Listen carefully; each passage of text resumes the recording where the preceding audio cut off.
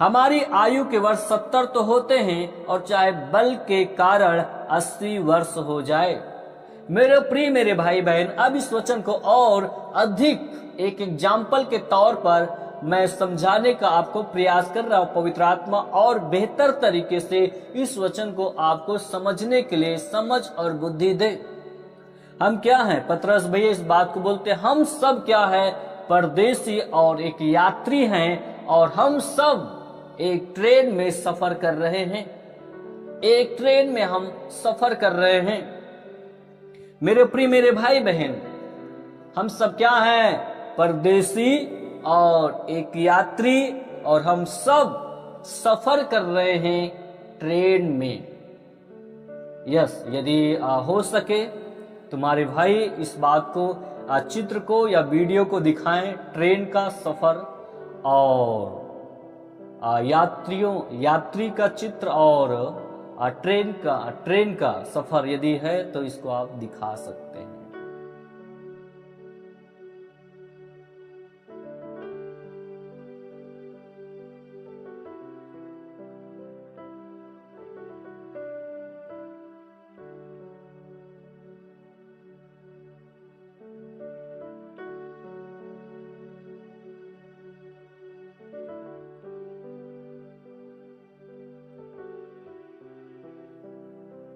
Okay, आपने देखा यहाँ पे भजन संहिता।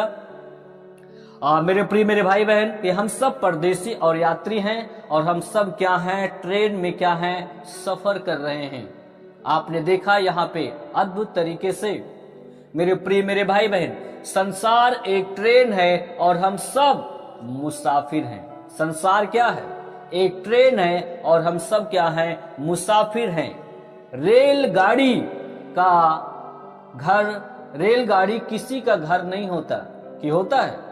जिस ट्रेन में आप सफर करते हो, क्या वो आपका घर है? नहीं, रेलगाड़ी किसी का घर नहीं होता है। इसी प्रकार यह संसार हम में से किसी का घर नहीं है। जैसे ट्रेन किसी का घर नहीं होता है, उसी प्रकार ये संसार किसी का घर नहीं है। जब भी जिसका घर आ जाता है, वह खुशी से ट्रेन में से उतरकर अपने घर चला जाता है। इसी तरह जब भी हमारी मौत आएगी, हम खुशी से इस संसार को छोड़कर स्वर्ग के देश में चले जाना चाहिए। कितना लोग इस बात को आप समझ पा रहे हो? जी हाँ, हालेलुया, प्रभु के नाम की महिमा हो। जो ट्रेन में बैठे हैं उसको जरूर क्या है? उतरना है। जो ट्रेन में सफर करते हैं, उसमें बैठे हैं, उनको जरूर क्या है? उतरना है। इसी तरह जो भी पैदा हुआ है, जो भी संसार में जन्म लिया है, उसको क्या है? मरना पड़ेगा। भजन संहिता आपने 90 और उसका 10 वचन में आपने देखा क्या है इसमें? कि हमारी आयु के 70 वर्ष तो होते हैं और चाहे बल के कारण 80 वर्ष हो जाए। 70 वर्ष तक हम जी सकते हैं, और बहुत ज्यादा बल के द्वारा खा पी कर अच्छी सेहत का ध्यान दिया है तो 80 कर सकते हैं, लेकिन इससे ज्यादा नहीं। मेरे प्रिय मेरे भाई बहन, आपने यहाँ पर देखा, जी हाँ, आपने 90 उसका 10 में। इसी तरह हमारी जिंदगी के दिन 70 या 80 साल है। ये सफर, हमारी आत्मा जो इस शरीर में सफर कर रही है, 70 या 80 साल का है।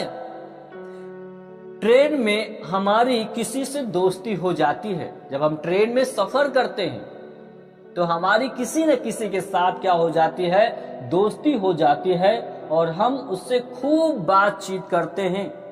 लेकिन जब इस बात को याद रहता है, हम ट्रेन में सफर कर रहे हैं, बहुत सारे लोगों से क्या हो जाती है? दोस्ती हो जाती है, और हम खूब बातचीत करते हैं। लेकिन हमें कौन से स्टेशन पे उतरना है, इस बात को हम नहीं भूलते हैं। कि भूल जाते हैं? भले चाहे जितनी दोस्ती हो जाए, लेकिन हमें जहां उतरना है, इस बात को हम बराबर ध्यान करते हैं, ध्यान रखते हैं, हमको कहां पर उतरना है और कहां पे नहीं उतरना है। मेरे प्रिय मेरे भाई बहन, इस बात को आपको समझना है। ट्रेन में जो दोस्त बना हुआ है, ट्रेन में जब हम सफर करते, जिस किसी से दोस्ती हुई है, अगर हमारा स्टेशन आ जाए और उस पर हमें उतरने ना दे तो हम क्या करने लगेंगे। मान लो आप सफर कर रहे हो ट्रेन में, और जब आपका स्टेशन आ जाए और आपका दोस्त आपको उतरने ना दे तो आप क्या करने लगोगे? गुस्सा करने लगोगे, झगड़ा करने लगोगे, आप झगड़ा करने लगेंगे। दोस्त कहे आप तो बहुत अच्छे हो और अच्छी अच्छी आप बातें करते हो, आप बहुत अच्छे हो, आपको अचानक क्या हो गया कि आप उतरने की बात कह दिया, उतरने की बात कह दी। कैसे कह दिया भाई? आप तो बहुत अच्छे हो, अच्छी अच्छी बातें करते हो, तुम मेरे एक अच्छे दोस्त बन गए हो, अचानक से आपको क्या होगा कि आप उतरने के लिए बोल रहे हो। तब आपका जवाब होगा, आप उसको जवाब आप यही देंगे, मेरा स्टेशन आ गया है, अब मैं इस गाड़ी में रुकूंगा नहीं, मुझे उतरना पड़ेगा, मुझे उतरना है। जी हां, यदि संसार के लोग, अब इस बात को समझें, यदि इस संसार के लोग आपसे कहे बहुत अच्छे हो, आप बहुत अच्छे व्यक्ति हो, आपका स्वभाव बहुत अच्छा है, आपको इसी संसार में रहना चाहिए, आपको जवाब देना है, मैं स्वर्ग देश का रहने वाला हूं, यह संसार तो रेलगाड़ी है, मेरा स्टेशन आने पर है, इसको मैं छोड़ दूंगा। या हालेलुया, प्रभु के नाम की महिमा हो, प्रभु के नाम की स्तुति हो। ऐसे ही मेरे प्रिय मेरे भाई बहन, इस संसार में रहते हुए हमारी दोस्ती बहुत सारे लोगों से हो जाती है, हम बहुत सारे लोगों से लगाव रख लेते हैं, लगाव हो जाता है, लेकिन जैसे प्रभु में आते हैं वही दोस्त हमारे क्या बन जाते हैं? दुश्मन बन जाते हैं। ये क्या हो गया भाई?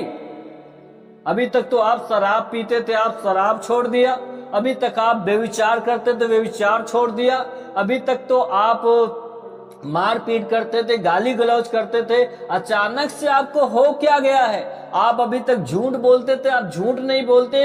अरे यार, बिल्कुल आप तो बदल गए हो, वापस आ जाओ भाई, उसी जिंदगी को हम लोग जीते हैं। ऐसे आपका दोस्त इस संसार का कहे तो उससे कहना, भाई साहब मेरे जीवन में प्रभु आ गया है, अब मैं प्रभु के तौर तरीके से चलूंगा, अब मैं आपके तौर तरीके से नहीं चलूंगा, यहां तक कि मैं अपने मर्जी से नहीं चलूंगा, अब मैं खुदा के मर्जी से चलूंगा, क्योंकि अब मैं इस संसार का नहीं हूं, अब मैं स्वर्ग देश का हो गया हूं। और जिस दिन एक व्यक्ति यीशु मसीह को ग्रहण करता है और स्वर्ग के राज पे विश्वास करता है, तो उसकी जो नागरिकता है इस संसार की नहीं होती है, बल्कि स्वर्ग देश की उसकी नागरिकता हो जाती है यीशु मसीह के सामर्थ्य नाम में।